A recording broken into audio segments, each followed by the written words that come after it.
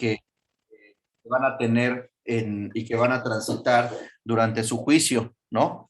No solo es presentar la demanda y a ver qué pasa, sino es ver desde el principio cuáles son los posibles efectos y los posibles escenarios a los que se van a enfrentar para desde el principio ustedes,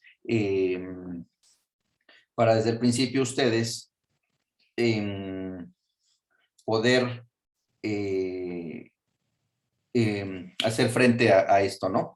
Ahora, ayer nos quedamos habíamos visto un poco el tema de la sentencia y aquí les dije que hoy íbamos a ver una sentencia, una sentencia de,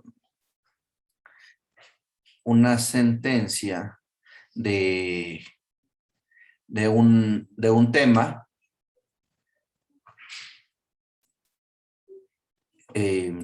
y la íbamos a revisar. Entonces, vamos a ver ahorita para que vean, o sea, cómo es una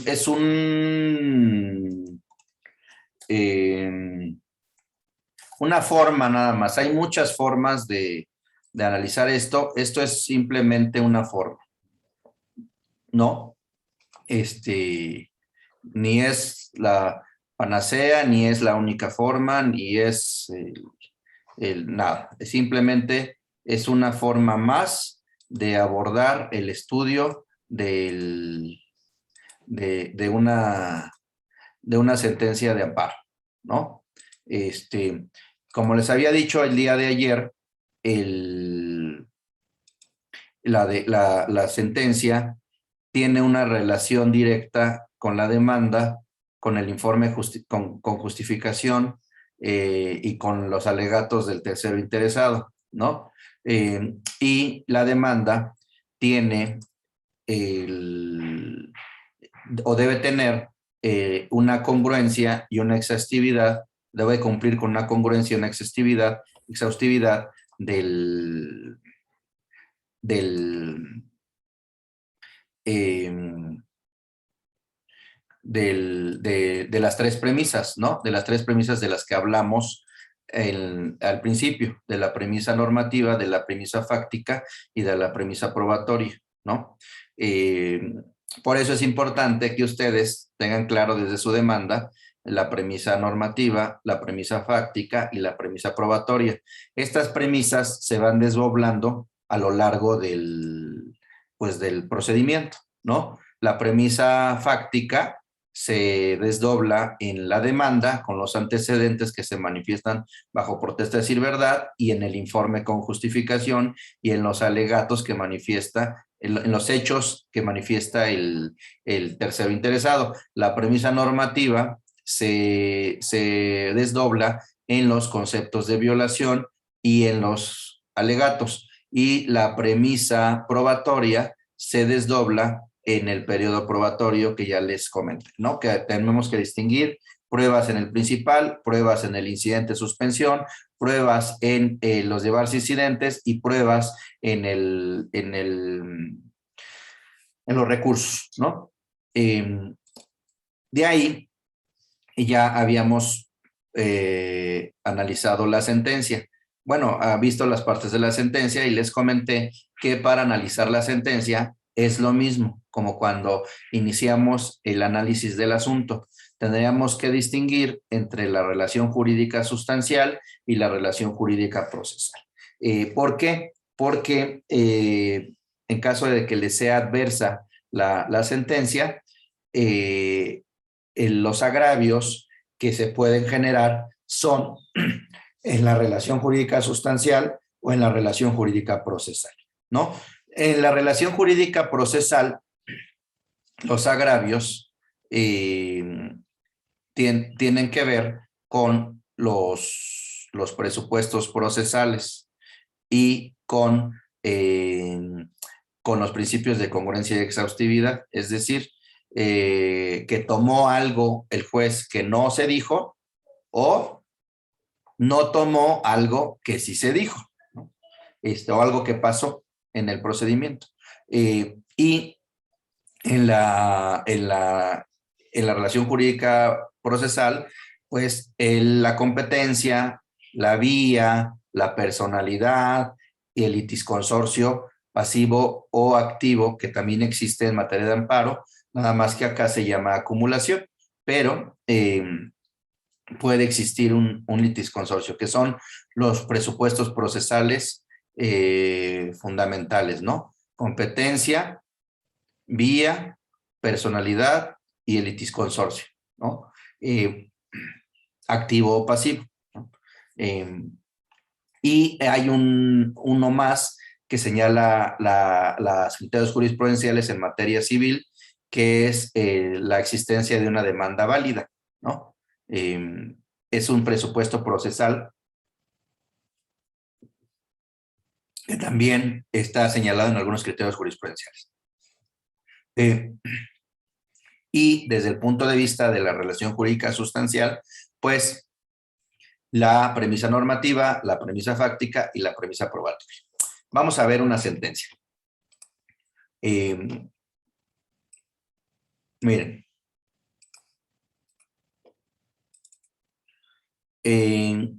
Esta es una sentencia. Esta es una sentencia que resuelve un juicio de amparo, ¿no? Esta es en contra de una sala en materia familiar. Estos son los resultandos, que son los antecedentes del juicio. Viene cuando presentan la demanda,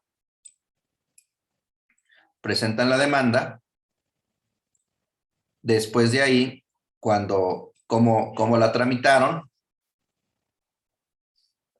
la admisión de la demanda, la vista al Ministerio Público, la vista al tercero interesado, el requerimiento del informe con justificación y la celebración de la audiencia. Y vienen los considerandos. Aquí, fijan, se habla de la relación jurídica procesal, que es la competencia, ¿no?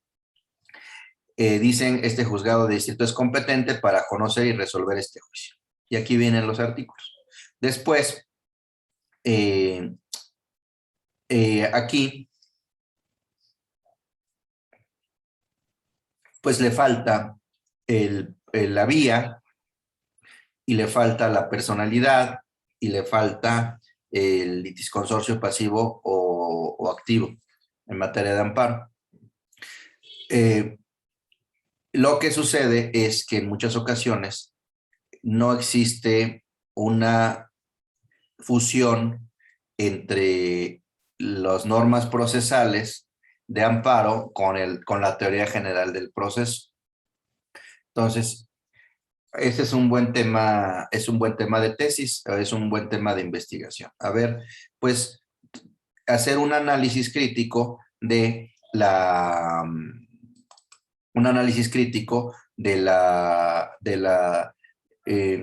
regulación de la ley de amparo a la luz de la teoría general del proceso.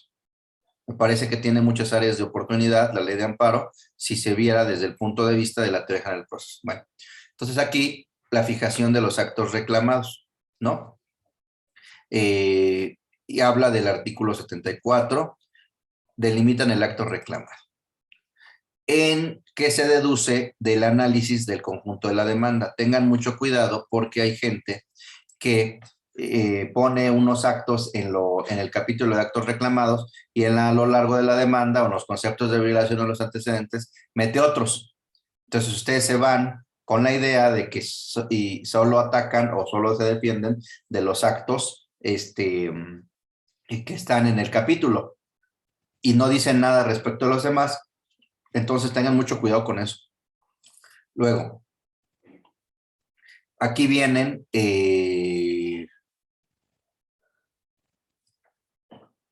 que la resolución fue una apelación mediante el cual modificó un auto de un juez en donde modificaron la pensión alimenticia provisional, ¿no? Entonces,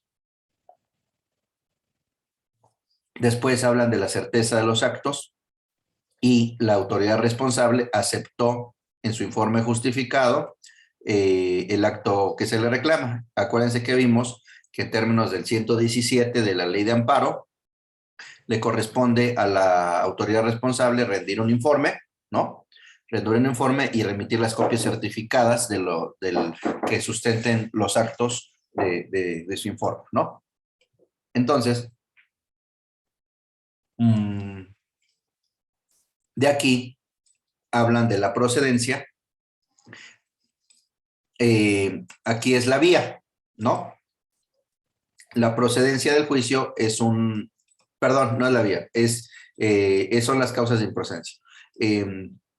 La procedencia del juicio es un presupuesto procesal que debe estudiarse de oficio, de conformidad con el artículo 62 de la ley de amparo. Lo anterior, en razón de que si se actualiza alguna causa de improcedencia, impediría resolver el fondo del asunto, aun cuando aleguen o no las partes. Bueno, aquí es muy importante porque este artículo 62 permite y ordena al juez, aún de oficio, estudiar las causas de improcedencia. Las causas de improcedencia se pueden o se deben analizar en 3 momentos, en 4 momentos. Al momento de la admisión de la demanda, bueno, de la revisión del auto inicial, en términos del 113 de la ley de amparo, ahí si hay una causa notoria y manifiesta de improcedencia, la demanda debe desecharse. El segundo momento puede ser cuando existe una causa notoria y manifiesta que se admite la demanda a pesar de ello y surge una causa notoria y manifiesta y puede el juez dictar un auto de sobreseimiento fuera de audiencia constitucional. Fuera de audiencia constitucional quiere decir que es antes de que se celebre la audiencia, sin celebrar la audiencia, ¿no? Y la tercera es en la sentencia y la cuarta es en los recursos, en el recurso de revisión. Son los momentos en los que se pueden analizar y hacer valer causas de improcedencia. Luego, ¿esto por qué es importante? Porque en muchas ocasiones ya les llegan los amparos empezados o ya por terminar. Entonces, si ustedes están en ese caso y, por ejemplo, están con la autoridad responsable o con el tercero interesado, pues todavía pueden salvar el asunto mediante la búsqueda de causas de improcedencia, ya sea que estén en la demanda por medio del recurso de queja, antes fuera de audiencia constitucional, mediante alegatos para que se tomen en cuenta en la sentencia o en el recurso de revisión. Bueno, luego, aquí viene ya el estudio de fondo. Aquí supuestamente todo esto es la relación jurídica procesal, ¿no? Y luego aquí ya viene la relación jurídica sustancial. Y aquí tenemos que ir dividiendo nuestro estudio en la premisa normativa, en la premisa fáctica y en la premisa probatoria. Habla aquí que el concepto de violación es infundado, ¿no? En su concepto de violación, alega que la sala responsable realiza un estudio de manera arbitraria y sin tomar en consideración que los alimentos deben ser proporcionados a las necesidades de quien debe recibirlos y a las posibilidades de quien debe darlos. Y si bien en el acto reclamado hace un análisis de las cantidades que recibe el deudor alimenticio por concepto de salarios, acorde a unos recibos de nómina de agosto de 2018, también lo es que omite motivar el por qué considera que solo el 35% de los ingresos que recibe el demandado posteriores al descuento son suficientes. Sigue expresando que la sala responsable omitió hacer un estudio a conciencia de las constancias que obran en autos y si bien establece la necesidad de los alimentos de los menores como de la quejosa, lo cierto es que es incongruente que llegue a la conclusión de fijar el 35%. A ver, vamos a ver. Aquí lo que dice...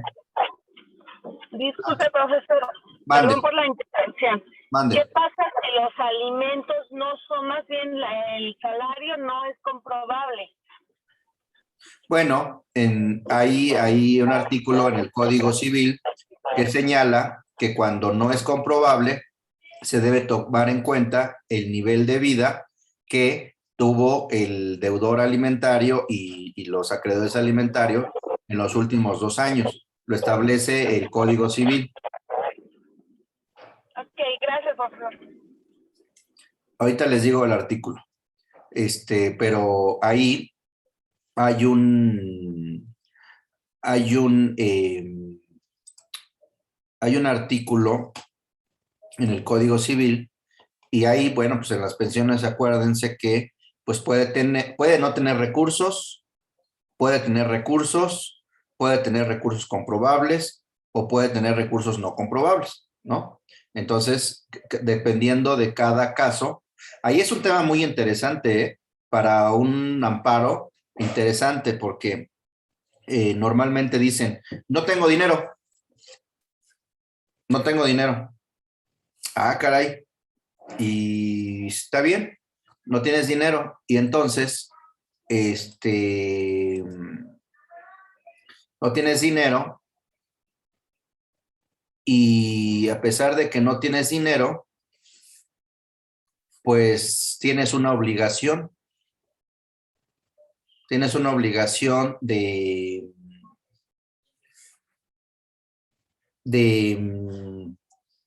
mantener a tus menores o tus deudores alimentarios. El artículo 5º constitucional establece que la posibilidad de que se le condene a una persona a trabajar. Esto no lo he visto, ¿eh? Eso no lo he visto yo. Imagínense una demanda en donde se pida la pensión alimenticia, en el que se pida la pensión alimenticia y el deudor diga, no tengo trabajo, no tengo dinero, no tengo trabajo, no tengo nada. ¿A poco ya se van a quedar así? Normalmente se quedan así, pero el artículo 5º constitucional, con base en ese se podría demandar que lo obliguen a trabajar, ¿no? A ver, les voy a decir para no desviarnos rápidamente el artículo. Es el artículo 311 ter del Código Civil, señala, cuando no sean comprobables el salario o los ingresos del deudor, el juez de lo familiar resolverá con base en la capacidad económica y nivel de vida que el deudor y sus acreedores alimentarios hayan llevado en los 2 últimos años. ¿Está claro? ¿Sí? Sí, profesor, perfectamente claro. Sí, maestro Dani, si gusta ya continuamos con lo Bueno. que es, con lo de tu sentencia. Bueno, continuamos. Entonces, miren, déjenme borrar esto. Entonces, aquí, ya que está aquí empieza la relación jurídica, el análisis de la relación jurídica sustancial. Bueno, entonces nosotros tenemos que identificar qué tipo de argumento es. Un argumento relacionado con la premisa normativa, un argumento relacionado con la premisa fáctica o un argumento relacionado con la premisa probatoria, a efecto de empezar a elaborar nuestros agravios, ¿no? Aquí, a ver, espérenme un segundito.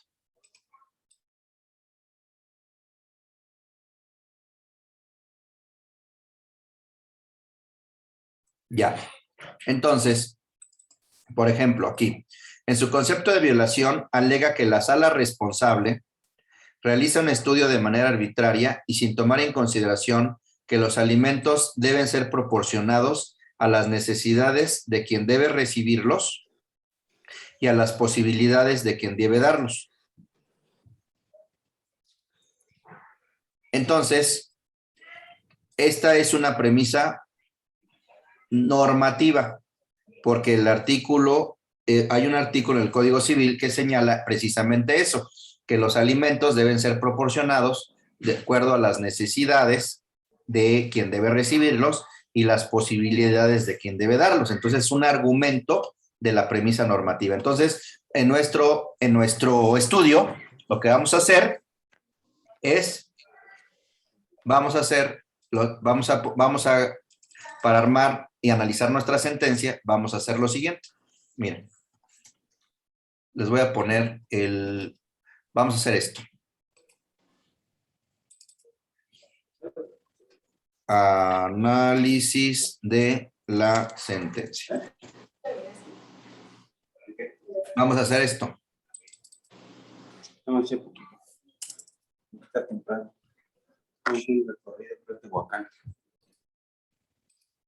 Análisis de la sentencia. Entonces, vamos a hacer el análisis de la sentencia y vamos a hacer análisis de la relación jurídica procesal y el análisis de la relación jurídica sustancial, porque de ahí vamos a extraer los agravios, y de la relación jurídica procesal vamos a analizar los presupuestos procesales,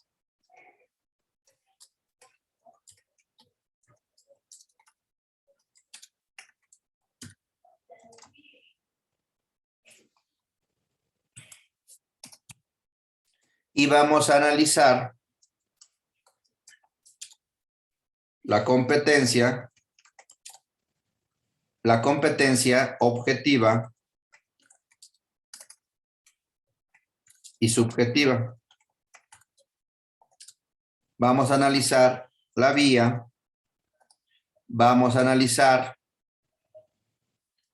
la personalidad, vamos a analizar el litis consorcio,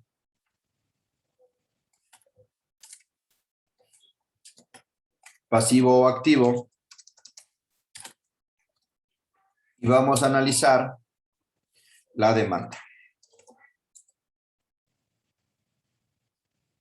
Y también las causas de improcedencia. Eso es lo que vamos a analizar. En la sentencia vamos a buscar esto. De aquí vamos a extraer los agravios. Si no tiene competencia objetiva o subjetiva. ¿Saben la diferencia entre la competencia objetiva y subjetiva? No.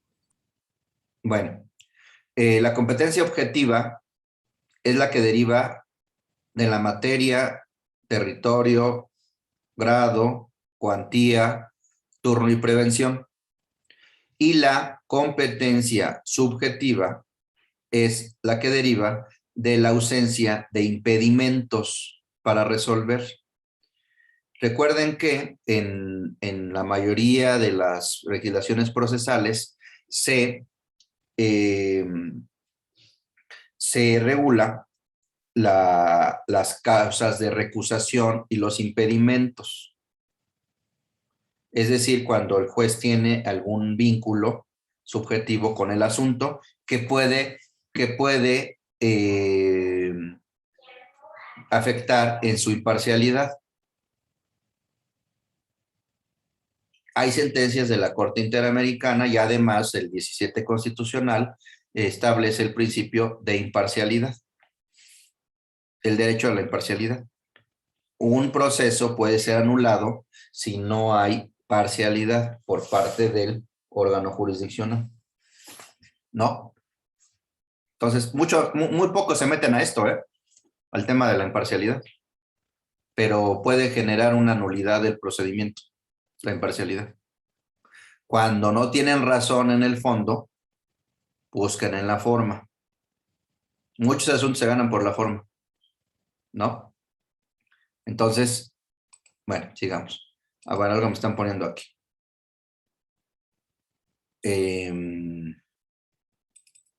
Luego. Entonces, ese es luego. Perdón, estábamos en el análisis de la sentencia. ¿Y qué van a buscar? ¿Qué van a buscar en la relación jurídica sustancial? ¿Qué van a buscar en la sentencia en la relación jurídica sustancial? Pues lo que van a buscar son los derechos y obligaciones en juego, ¿no? Específicamente, ¿qué? ¿Qué vamos a buscar? Vamos a buscar lo que ya habíamos dicho antes. El principio de indisponibilidad de los derechos humanos que está previsto en el artículo 1 constitucional. Vamos a buscar el núcleo esencial del derecho humano, es decir, cuáles son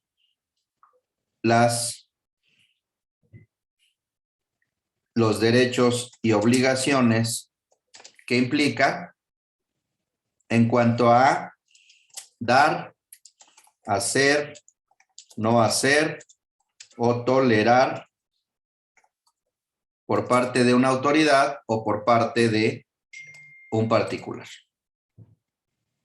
Porque acuérdense que los derechos humanos no solo son oponibles a las autoridades, sino también a los particulares. También es un tema muy interesante, el tema de la eficacia horizontal de los derechos humanos, ¿no? Luego, también en la relación jurídica sustancial vamos a analizar en la sentencia, vamos a analizar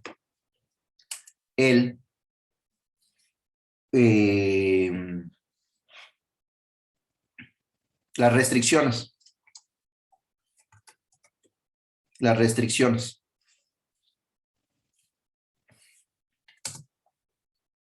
Las restricciones a los derechos humanos.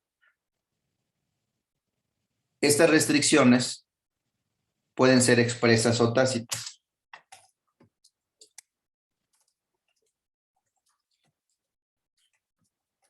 ¿Recuerdan que les dije que de acuerdo con el principio de indisponibilidad solo pueden ser restringidos o suspendidos dentro de los casos y con las condiciones que la Constitución establece?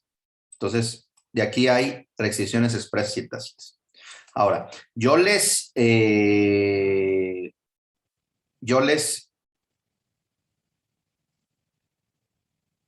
mostré la forma más sencilla de hacer un concepto de violación, pero hay conceptos de violación más elaborados. A lo mejor podríamos hacer un curso después sobre los conceptos de violación. Yo les expresé el más sencillo, pero hay muchos más, porque no solo es el principio de indisponibilidad, el núcleo esencial y las restricciones. En el tema de las restricciones, no solo hay restricciones, las expresas, yo les comenté las expresas,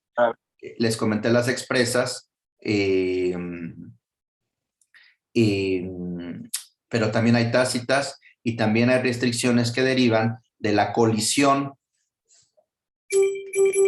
de derechos.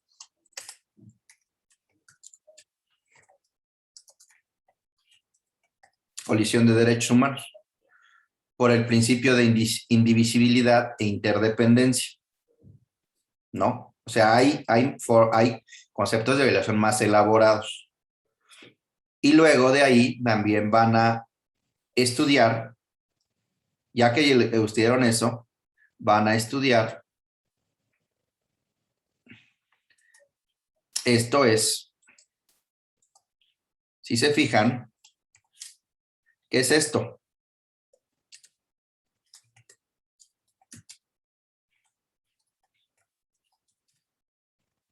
¿Sí? Luego van a estudiar la premisa fáctica. ¿Qué implica la premisa fáctica en la sentencia? ¿Qué es lo que deben de analizar? Pues los antecedentes del acto reclamado que estén acreditados y los antecedentes de los conceptos de violación. ¿Ya vieron cómo todo está conectado? Esto, ¿se acuerdan que es un requisito de la demanda? Y esto, ¿se acuerdan que es lo que tienen que probar? Todo está conectado. Y luego tienen que analizar en la sentencia la premisa probatoria. Y tienen que hacer un análisis crítico de lo siguiente. 1. De la carga de la prueba. 2. De las pruebas en particular, es decir, el ofrecimiento, la admisión, la preparación, el desahogo y la valoración.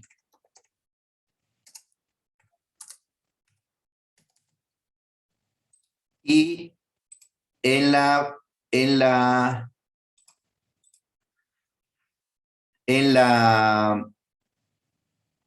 aquí, especialmente en la premisa probatoria, tienen que analizar muy especialmente la valoración, que cumpla con el tipo de sistema de valoración que existe. Ustedes saben que existen 3 sistemas de valoración. ¿Sí los conocen? No. Bueno, hay 3 sistemas de valoración que el juez, que existen. El sistema legal o tasado, el sistema libre y el sistema mixto. Entonces, dependiendo, en el caso del juicio de amparo, el sistema es mixto. Entonces, el sistema mixto establece ciertas reglas de cómo deben ser valoradas las pruebas. ¿Qué diferencia hay? El sistema legal o tasado establece expresamente el valor probatorio de una prueba, como por ejemplo, las documentales públicas que tienen pleno valor probatorio. El sistema libre no establece ningún valor, lo deja al arbitrio del juez. Y el sistema mixto, unas pruebas tienen valor tasado y otras pruebas es a criterio del juez, ¿no? En el sistema en materia de amparo es mixto, porque algunas pruebas están tasadas como la documental pública y otras no. Ok, bueno. Ya viendo esto es lo que ustedes tienen que analizar en su sentencia. Ya viendo esto, vamos a la sentencia. Entonces aquí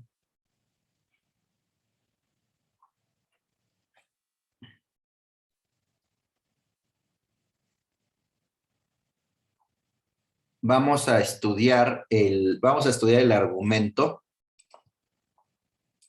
Vamos a estudiar el argumento del juez de amparo. Dice, efectivamente el anterior concepto de violación resulta infundado. Esto es así, pues los artículos 308 y 311 del Código Civil establecen. Los alimentos comprenden la comida, el vestido, etcétera, etcétera. Y el 311, los alimentos han de ser proporcionados a las posibilidades del que debe darlos y a las necesidades de quien debe recibirlos. Y luego dice, así las cosas, la sala responsable para modificar la pensión alimenticia fijada consideró que el ahora tercero interesado se encontraba pagando un crédito al Infonavit por concepto de la vivienda que es habitada por sus acreedores alimentarios, garantizando con tal hecho el derecho a la vivienda, por lo que debía considerarse tal circunstancia en la fijación de la pensión alimenticia. Entonces, aquí, como vemos, pues no hay controversia en relación a a la premisa normativa. Está claro que en la premisa normativa es aplicable el artículo 308 que dice el quejoso y el artículo 311 que dice el quejoso, en de que los alimentos deberán ser proporcionados a las posibilidades y a las necesidades. Entonces, donde está la controversia es en la premisa fáctica, en los hechos, en donde aquí lo que dijo la sala y lo que confirmó el juez de distrito es, pues, que se debería modificar la pensión, es decir, reducirla, porque la sala no había tomado en cuenta, perdón, el juez original natural no había tomado en cuenta que el deudor alimentario pues, también estaba pagando un crédito, ¿no? Lo cual no había tomado en cuenta el juez de origen. Estaba pagando un crédito para la vivienda en donde viven los acreedores, donde viven los hijos y la esposa. En tal virtud, tomó en cuenta lo anterior y las posibilidades económicas del deudor, y en razón de que se trataba de la pensión provisional, analizó las constancias de autos, de lo que se advertía un recibo de nómina para estimar su capacidad económica. De la misma forma, estableció que en dicho momento no contaba con los elementos para estimar de manera fidedigna las necesidades de las acreedores. En esa tesitura, contrario a lo sostenido por la quejosa, la autoridad responsable, de manera fundada y motivada y con las constancias, estableció la modificación de la pensión alimenticia al 35%, sin que tal determinación resulte contra los derechos de los menores y su interés superior, pues contra la resolución únicamente se disminuyó la pensión, con lo que se garantiza el desarrollo adecuado, educación, alimento, salud, amén de que también se les garantiza la habitación, pues se encuentra evitando el departamento materia del crédito,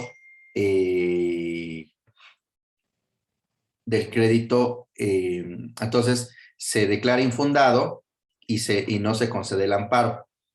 A ver, vamos a ver nuestro cuadrito. Este es un asunto muy sencillo que les va a servir de ejemplo. A ver. Competencia, vamos a suponer, sí. Vía, ¿es el amparo indirecto? Sí. Aquí tendrían que regresarse al cuadrito que les hice, que les enseñé sobre la procedencia del amparo indirecto, ¿no? Recuerden que el amparo indirecto, ¿se acuerdan que les dije que el amparo indirecto procede contra actos legislativos, actos administrativos y actos jurisdiccionales? Y tratándose de actos jurisdiccionales, el amparo procede indirecto contra actos antes, durante o después. Este es un acto que se da durante. Y recuerden que les dije que procede el amparo indirecto contra actos jurisdiccionales que se dan durante el juicio cuando son de imposible reparación, es decir, que vulneran derechos sustantivos. ¿Cuáles son los derechos sustantivos? Son los derechos que no son procesales. ¿Y cuáles son los derechos que no son procesales? Son los derechos que nacen y que existen antes del juicio. En este caso, es el derecho a recibir una pensión alimenticia, ¿no? Entonces, ok, seguimos. Entonces, vía sí. ¿Sí? ¿Por qué? Porque es un acto dentro del juicio que es de imposible reparación por violar derechos sustantivos. Personalidad, pues nadie alegó la personalidad. Recuerden que hay tres tipos de representación y por lo tanto tres tipos de análisis de la personalidad. ¿Sí lo conocen eso? ¿Conocen los tres tipos de representación y por lo tanto los tres tipos de personalidad? ¿Los conocen o no?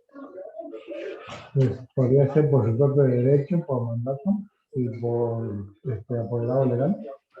Son 3. Realmente son 2. Son 2 y de ahí se derivan todas las demás. ¿Sí saben cuáles son?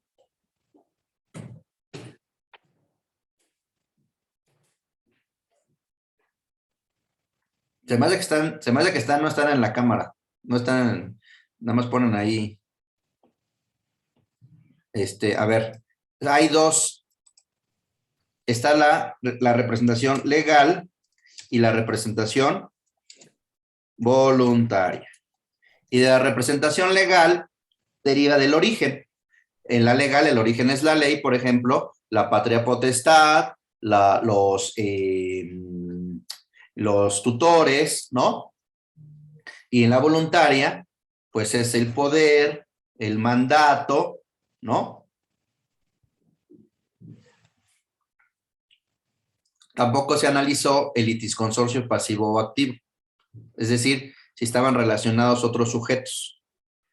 Tampoco se analizó el tema, bueno, el tema de la demanda sí se analizó porque el juez señaló que no había causas de improcedencia. Aquí también. Entonces, en la relación jurídica sustancial se habla del principio de indisponibilidad, no se habla del principio de indisponibilidad. En esta sentencia no se habla del núcleo esencial del derecho humano. ¿Cuál sería el núcleo esencial de este derecho? O sea, como ven, habla aquí de la fundamentación y motivación, ¿no? Pero tendría que haber determinado el principio de indisponibilidad, después cuál es el núcleo esencial del derecho a la fundamentación y motivación, y el núcleo esencial y cuándo puede restringirse ese derecho a la fundamentación y motivación. El derecho a la fundamentación y motivación tiene como núcleo esencial, es decir, la obligación de hacer del juez o de la sala de expresar los motivos, expresar los fundamentos y que haya congruencia entre los motivos y los fundamentos. ¿No? En la premisa fáctica, entonces aquí el problema está en la premisa fáctica. Entonces, no hay controversia entre los antecedentes del acto reclamado. Hubo un juicio, el juez determinó una pensión alimenticia provisional, la sala modificó la pensión alimenticia provisional y no hay controversia en los antecedentes del acto reclamado. Y la modificó porque señaló que el juez de natural omitió tomar en consideración que el deudor alimentario estaba pagando un crédito para una compra de una casa en donde estaban habitando los acreedores alimentarios. ¿En dónde está el tema? Tampoco hay problema en los antecedentes de los conceptos de violación. ¿Está claro? ¿No? En la carga de la prueba, tampoco. En las pruebas, tampoco. En donde está el problema es en la valoración.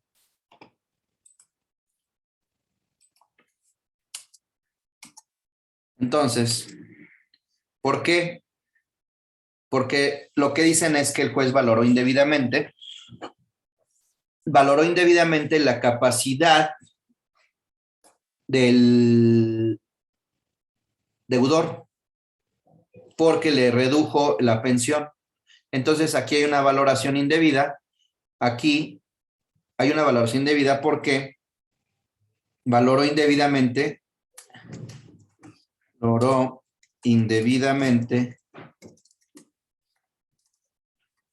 la capacidad del deudor alimenticio.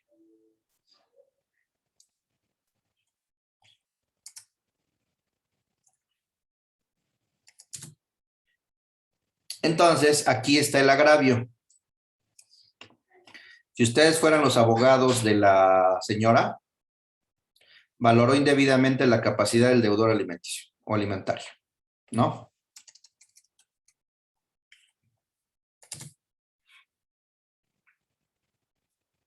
¿Por qué?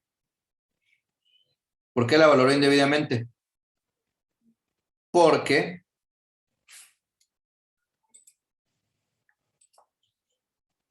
redujo la pensión tomando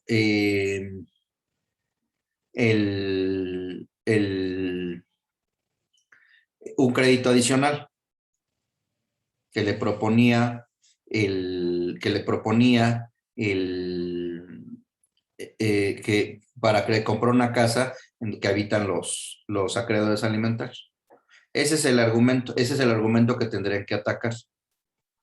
Un argumento de la premisa probatoria de una valoración indebida. Entonces, lo que tendrían que hacer es demostrar cuáles son las reglas de la valoración en el sistema mixto. ¿Cuáles son? ¿Qué es su premisa normativa en su agravio? Luego, en su premisa fáctica, tendrían que demostrar por qué hizo esa valoración indebida, ¿no? Por ejemplo, dentro de las reglas que se establecen en el sistema mixto, es que el juez debe de valorar las pruebas en su conjunto. Oye, no valoró las pruebas en su conjunto. Solo valoró de manera parcial esta crédito que tenía para comprar esa casa. Pero no valoró los demás ingresos que tenía, por ejemplo, ¿no? Y la premisa probatoria, el juez omitió valorar esta prueba, y omitió sumar los ingresos, y aun y cuando tuviera ese crédito, aún así tiene la capacidad suficiente para mantener el porcentaje que fijó el juez natural, ¿no? Entonces, les voy a mandar este cuadrito. Les voy a mandar este cuadrito de cómo analizar las sentencias, porque se les va a servir para armar sus agravios. Sus agravios son agravios de la premisa normativa, agravios de la premisa fáctica y agravios de la premisa probatoria. Y recuerden que los agravios son un chisme. Es argumentar lo que hizo mal o lo que omitió que debía hacer.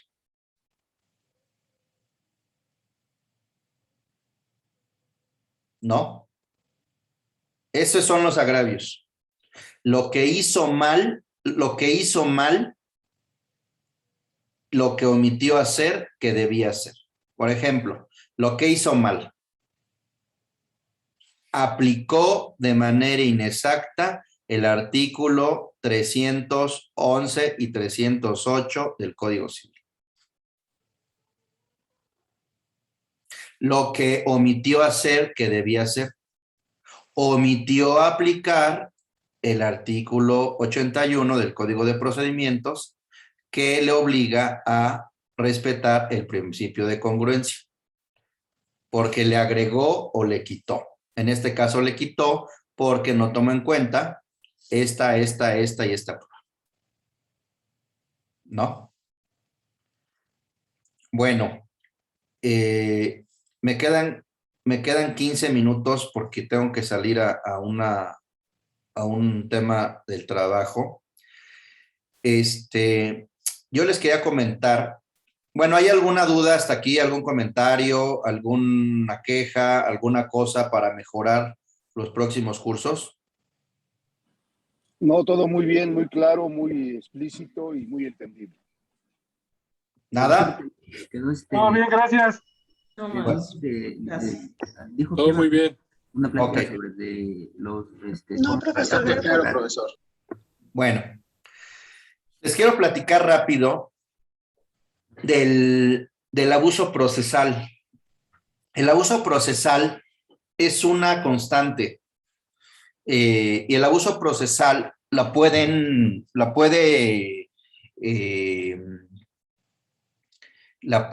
cometer tanto las partes, es decir, el quejoso, los terceros interesados, el Ministerio Público Federal, las autoridades responsables o los mismos jueces y tribunales. En materia de amparo y en general en materia procesal, no está debidamente regulada el abuso procesal. El abuso procesal puede causar muchos daños y perjuicios. Por ejemplo, una suspensión mal concedida o una suspensión no concedida puede llevar, como en el caso que vimos a lo largo del curso, imagínense si no le hubieran concedido la suspensión a la quejosa y en contra de la ejecución de un juicio simulado, le hubieran entregado el billete de depósito, hubiera dispuesto del billete de depósito y se desaparece. Y después, en contra de eso, aunque ganara ya el recurso, ya sea de queja o de revisión, si es suspensión provisional o definitiva, y ya hubieran dispuesto del recurso y se desaparecen, pues imagínense perder 2, 3, 4 millones de pesos por un error judicial. Entonces, hay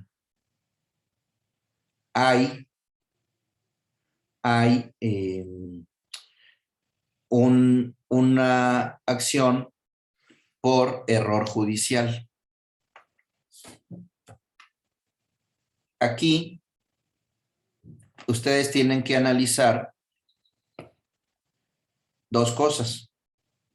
El abuso procesal, para defenderse, tiene que ir dirigido a dos cosas.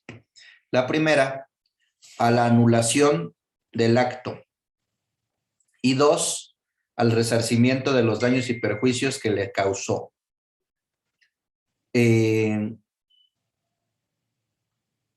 Como no hay costas en materia de amparo,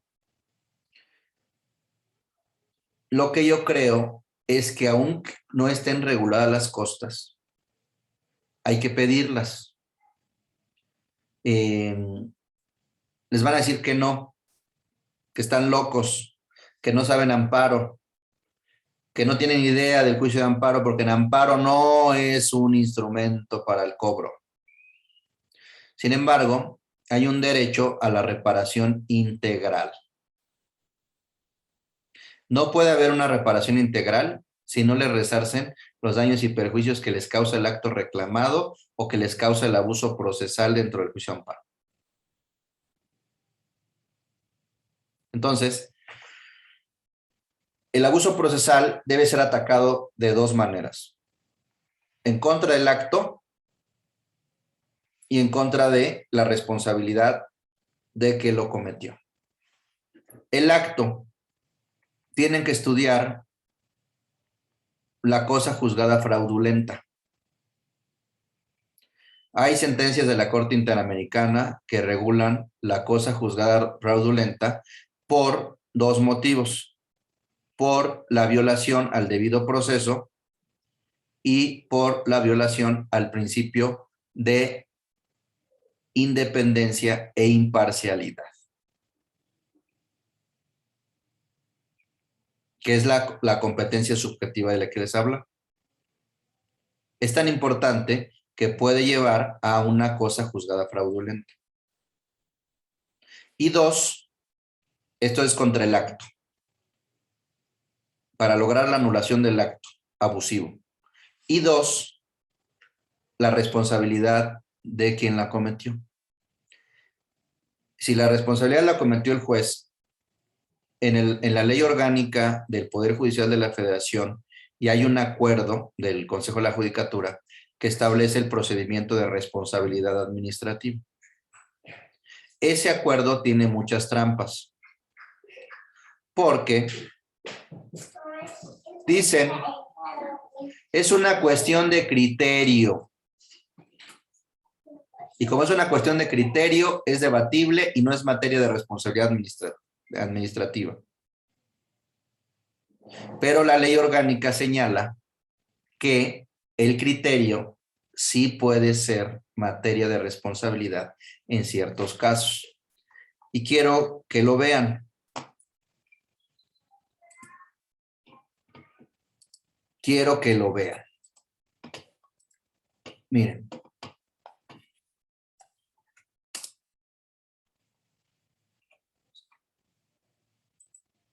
Como nadie se queja, o casi nadie se queja, nadie dice nada,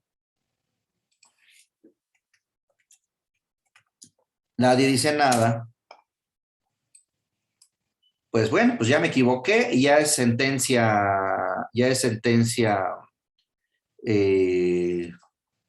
es una sentencia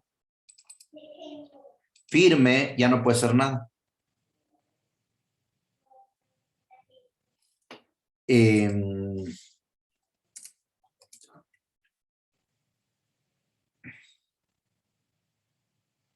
Miren, el artículo 109 de la Ley Orgánica del Poder Judicial de la Federación señala: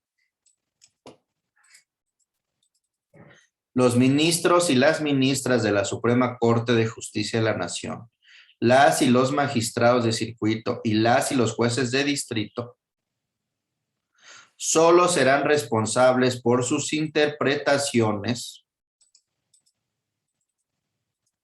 o resoluciones cuando se compruebe que hubo cohecho o mala fe.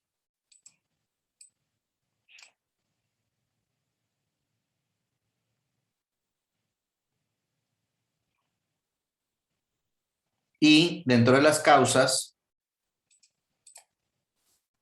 es tener notoria ineptitud o descuido,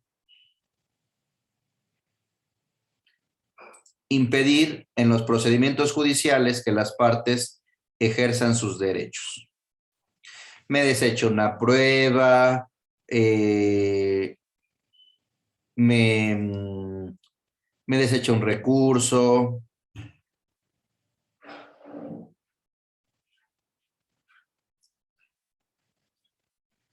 emitir opinión pública que implique prejuzgar, etcétera, etcétera. Entonces, y tienen que demostrar en la queja que su interpretación o su resolución hubo mala fe. ¿Y qué es la mala fe? Pues tendremos que ir al Código Civil Federal. Y en el Código Civil Federal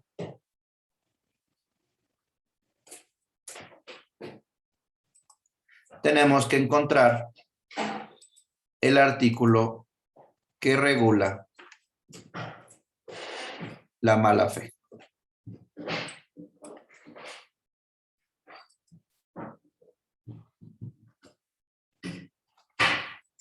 Lo recomendable es no pelearse. Pero, pues si no les queda de otra,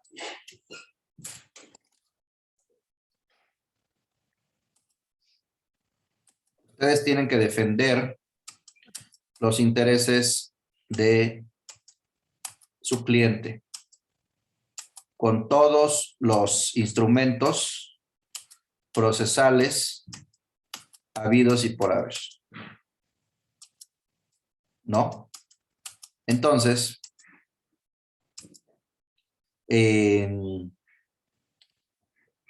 miren, el artículo 1815 del Código Civil Federal establece, se entiende por dolo en los contratos cualquier sugestión o artificio que se emplee para inducir al error o mantener en él alguno de los contratantes.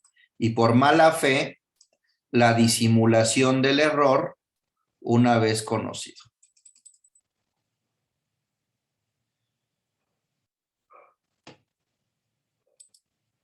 ¿Qué pasó? ¿Qué pasó, Lore? Maestro, buenos días. Una pregunta. No sé si estoy entendiendo bien, pero esto lo podríamos atacar, pero únicamente por la vía administrativa a través de una queja ante el Consejo, o sería también judicial. También judicial. Es una queja administrativa. Es una queja administrativa. De acuerdo a estos artículos de la ley orgánica, y hay un acuerdo que regula el procedimiento, pero normalmente lo que yo he visto es, dicen es criterio y te la desechan. Entonces hay que promover el recurso y normalmente no pasa gran cosa ahí. Entonces hay que promover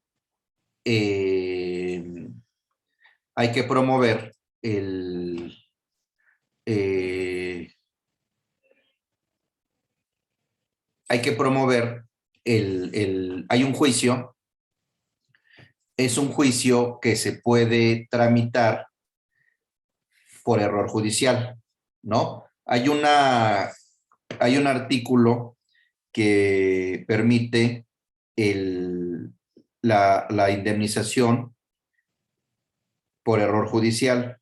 Entonces, hay diversas vías, ¿no? Hay diversas vías.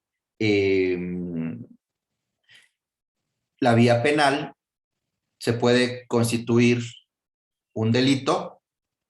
Hay la vía administrativa, que es esta queja. En la vía penal, ustedes podrían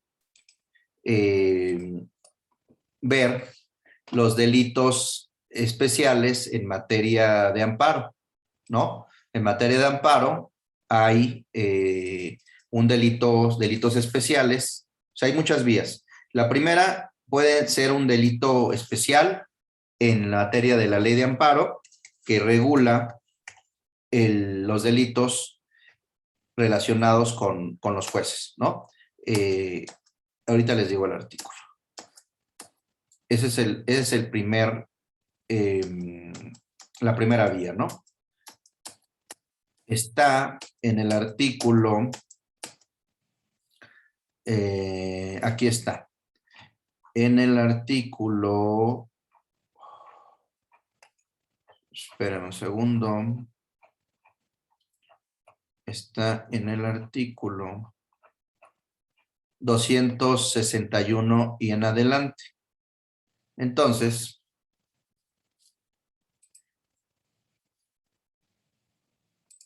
miren.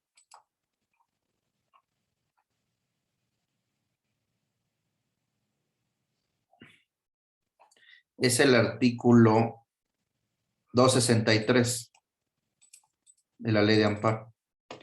Los jueces de distrito, las autoridades judiciales, los presidentes de las juntas y de los tribunales de conciliación y arbitraje, los magistrados de circuito y los ministros son responsables en los juicios de amparo por los delitos y faltas que cometan en los términos que los definen y castigan el Código Penal Federal y la Ley Orgánica del Poder Judicial, así como este capítulo. Entonces, tendríamos que buscar los delitos en estas tres normas. Y aquí, por ejemplo, al ministro magistrado 264, juez que dolosamente hubiera negado la causa que funda la recusación y esta se comprueba, se le impondrá penas de 2 a 6 años de prisión, destitución e inhabilitación, ¿no? También al juez de distrito de un juicio de amparo o en el incidente respectivo cuando dolosamente no suspenda el acto reclamado, no concediere la suspensión.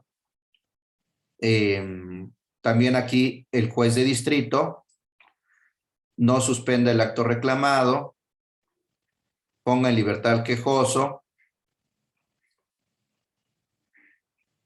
¿no? Entonces, aquí hay diversos actos, ¿no? Diversos delitos. Esa es la primera vía. La segunda vía es la queja administrativa ante el Consejo, que es la que está regulada pues en la ley orgánica del Poder Judicial, ¿no? En la ley orgánica, ahí está la vía administrativa. La vía administrativa, que es el artículo, empieza en el artículo 108 del Código de la Ley Orgánica del Poder Judicial, ¿no? Aquí está el artículo 108 de las faltas administrativas. Y aquí viene todo un capítulo relacionado con sus causas, las causas administrativas. Luego, de ahí, hay una vía también que pudieran intentar, porque acuérdense que estos abusos lo que importa es anular el acto. Ya si se sanciona o no sanciona es otra cosa, pero como son en amparo, son resoluciones terminales, son resoluciones terminales, ahí pues son inatacables. Sin embargo, yo creo que se pudiera iniciar un incidente de nulidad por una cosa juzgada fraudulenta, ¿no? Entonces, eso es un incidente, porque acuérdense que el artículo 66 de la Ley de Amparo les permite presentar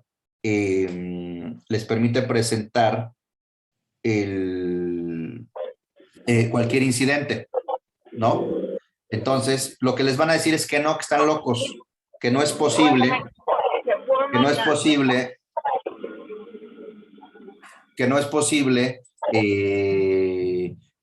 revocar o modificar una sentencia que es firme cuando ya existe una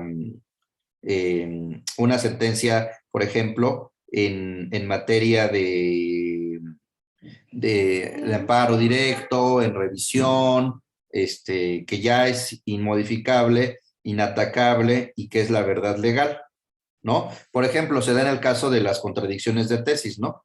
Ustedes, un juez les niega, ¿no? Les niega una cuestión con una tesis, luego hay otro que dice lo contrario, y después hay otro en contradicción de tesis, le dan la razón a sus argumentos. Y esa es lo que señala, lo que señala la ley es que en esas contradicciones no pueden afectar a las situaciones anteriores, ¿no? Entonces, aquí,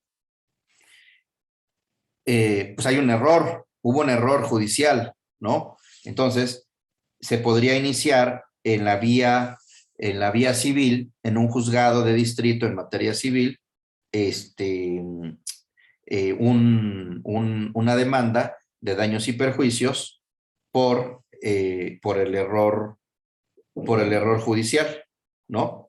Entonces, ahí pues es claro que podrían demandar esa situación. Entonces, pero pues obviamente pues ellos van a defenderse alegando pues que ya hay una cosa juzgada, que pues tuvieron sus recursos ordinarios. Pues sí, pero si hubo un error, ¿no? ¿Quién los va a resarcir? Hay un principio general en el Código Civil que el que realiza un hecho ilícito y causa un daño está obligado a repararlo, ¿no? Entonces, es importante que analicen eso. Pueden ser temas de tesis muy interesantes sobre el error judicial y los medios para resarcir, es decir, contra el acto y contra el autor, ¿no? Pues miren, me tengo que retirar. Yo les agradezco que hayan estado aquí en el curso. Así como ustedes aprenden, yo también aprendo. Me obligo a estudiar, es un ganar-ganar. Me obligo a estudiar, me obligo a seguir en esto. Además, a mí me gusta mucho. Es una terapia para mí de salirme un poquito de todas las actividades. Y en la medida que ustedes puedan en su momento dar clase, compartir el conocimiento, pues ganan todas las partes, ¿no? Uno gana y ustedes también ganan, ¿no? Entonces, pues yo les agradezco. Me dio mucho gusto estar con ustedes y pues damos por concluido, salvo que tengan alguna una cuestión crítica y algún tema adicional para poder terminar este curso, ¿no? Yo un comentario o pregunta. Mande. Bueno, mira, hay un asunto en el cual ya se resolvió el amparo, incluso la revisión, creo. Sí. Es materia penal. El inculpado, el sentenciado ahora, la prueba que hubo única en su contra fue la declaración de uno. Es que no se escucha bien, perdón. A ver, espérame. ¿Ahorita me escucha bien? A ver. Sí. Lo que platicaba es un asunto en el cual al sentenciado se le sentenció con la única prueba de la confesión de uno de sus acusados obtenido con un, como era antes, por asistido ante el Ministerio Público al momento de su declaración por persona de confianza. Y con esa única prueba, porque no hubo otro, fue sentenciado. Se fue a la apelación, se fue al amparo y creo que hasta la revisión y está confirmada la sentencia. Después, a sus coacusados, como ellos no habían agotado todos los recursos, se metió el amparo y salieron todos. Solamente él sigue detenido por esa circunstancia. Ahorita que estaba hablando del error judicial y del asunto de la mala fe, ¿ahí qué podríamos hacer?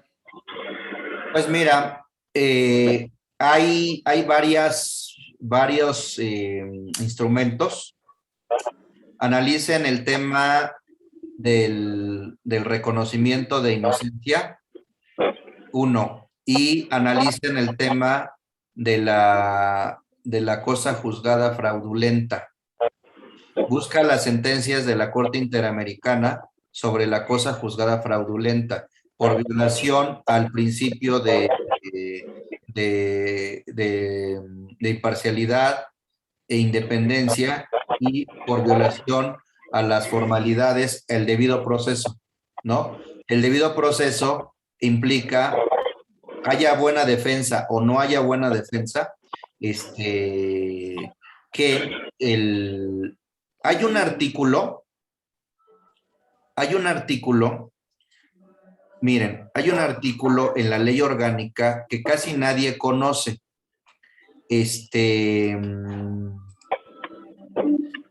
Hay un artículo en la ley orgánica del Poder Judicial que casi nadie conoce y que podría, tal vez, con una interpretación conforme a la Constitución,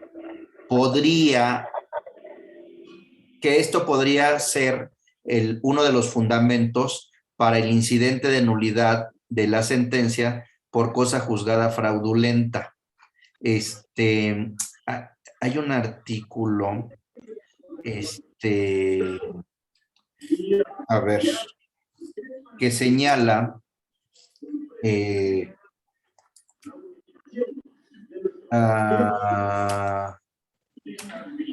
a ver, es que hay un artículo que señala sobre en la materia de la responsabilidad. Nunca he visto que lo apliquen,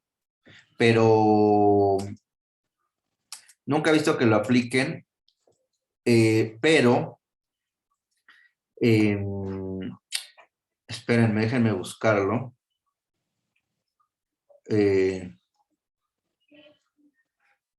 Es el artículo 119 de la Ley Orgánica del Poder Judicial. Miren, nunca he visto que lo apliquen. Miren lo que señala el artículo 119.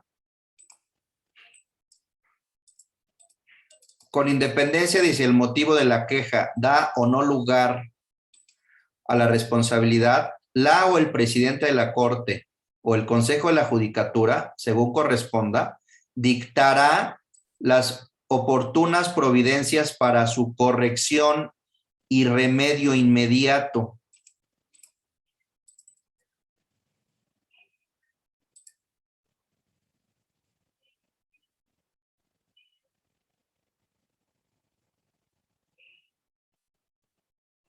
¿Ya vieron?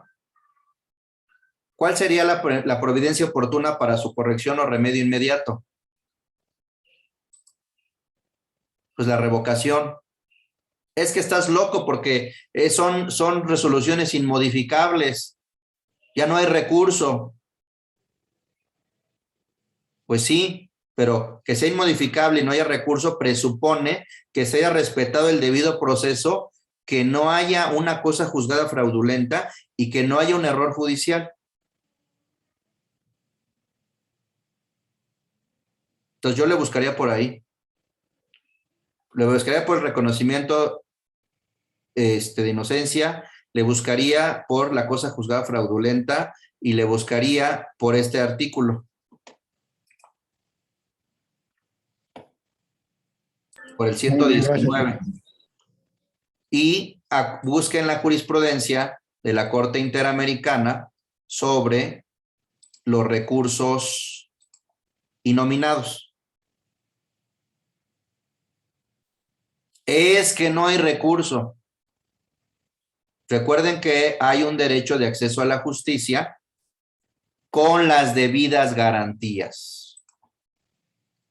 Si hay error judicial, cosa juzgada fraudulenta, no es una administración de justicia con las debidas garantías. Y si está en la cárcel, pues todavía goza de ese derecho de administración de justicia, aunque haya cosa juzgada. ¿Sí? ¿Y en ese caso se acudiría directamente a la Corte? Sí. Sí. ¿Sería a través de un incidente? O yo lo que haría, presentaría una demanda de nulidad del juicio concluido. Eso está en materia civil, pero habría que valorar también en materia penal, en materia administrativa, en materia laboral.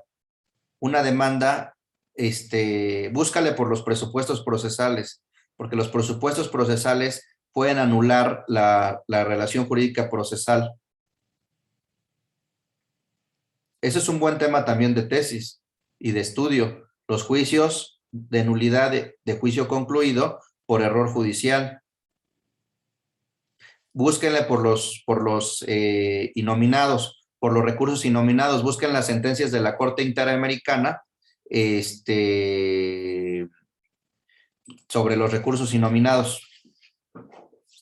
Búsquenle el error judicial, busquen las sentencias y los de la Convención Americana también sobre eso. Y también puedes presentar una queja y una demanda, primero ante la comisión y después ante la Corte, si es que la comisión lo toma tu asunto, en la Comisión Interamericana de Derechos Humanos, ¿no?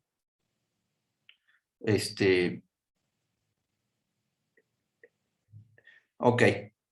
Bueno, pues me da mucho gusto, muchas gracias. Y estén ahí pendientes en el chat para próximos cursos que podamos dar, ¿no? Les agradezco mucho y nos vemos pronto. Gracias, maestro. Gracias, hasta luego. Por éxito. Profesor, Saludos. Yo tengo una duda de un juicio. Oh, ¿Mandé? Perdón, yo tengo una duda muy grande, pero la verdad sí le voy a tomar tiempo. No sé si puedo consultarle por WhatsApp, a ese mismo WhatsApp. Por favor, más tarde, porque sí es un poco tardado. Para no entretenerlo, profesor, ¿está bien? Más tardecito, si quieres, más o menos como a las, ahorita tengo unas cosas urgentes, más o menos como a las 4 de la tarde, 5. Mil gracias, profesor. Claro, Vale, sí, pues. muchísimas gracias. Al contrario. Muchas gracias por todo. Saludos. Bye. Gracias. En breve Gracias, maestro subimos Dani. las clases. En breve subimos las clases y les damos el link. Saludos. Gracias. Bye. Gracias, maestro. Profesor, ¿nos puede enviar los videos, por Sí, favor? sí, los vamos a enviar. Gracias. Saludos. Excelente curso, gracias. Bye. éxito, bye.